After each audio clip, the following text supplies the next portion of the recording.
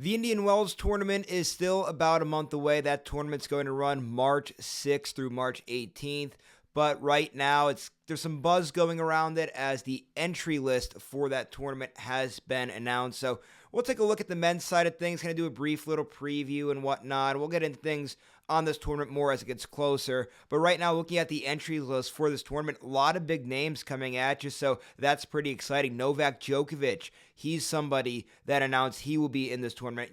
Then, of course, you have the likes of Carlos Alcaraz, Daniil Medvedev, Jannik Sinner, Rafael Nadal announced that he'll be in it. We'll see how far he can push himself, if he'll be in this tournament or not. Alexander Zverev's in the tournament, Taylor Fritz, Francis Tiafoe, Stefanos Tsitsipas, Ben Shelton, Holger Rune, Andy Murray. So many great players have announced that they will be in this tournament. As far as the entry list goes, again, we'll see as we get closer who pulls out, whatnot, what have you. A lot still to be had there, but just looking at the entry list, a couple big storylines, and we'll get into this more as the tournament gets closer, but just looking at it as a whole right now, you got to ask yourself about players like Novak Djokovic, right? If he's going to be playing this tournament, how does he respond after an Australian Open where there's maybe some concern that people have with Novak and how he looked in that tournament, even though he did finish in the semifinals, but still some uncharacteristic things from Novak in that tournament. Then you have Jannik Sinner coming off a big Australian Open, winning his first Grand Slam championship. Can he continue his momentum?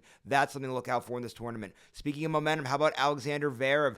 Great tournament, making a run towards the semifinals there. He's healthy now. Let's see if he could keep up that momentum and continue the success that he has in the early part of 2024. How about Carlos Alcaraz? Can he make a statement? I think people expect a little bit more out of him in that Australian Open. So can he make a statement here early on as he gets ready to make a run towards a French Open?